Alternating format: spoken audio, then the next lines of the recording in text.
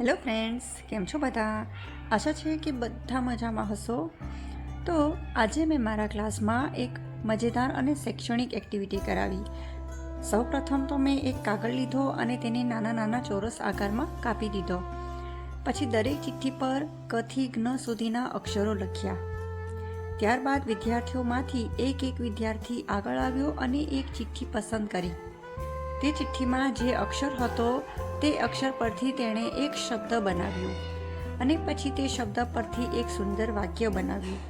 આ રીતે બધા વિદ્યાર્થીઓએ ભાગ લીધો.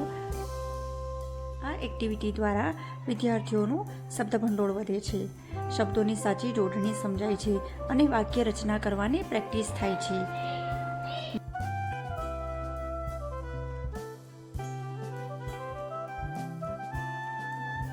તો મિત્રો, તમને આ એક્ટિવિટી કેવી લાગી કોમેન્ટમાં જરૂર જણાવજો અને મળીશું નવા વિડીયો સાથે.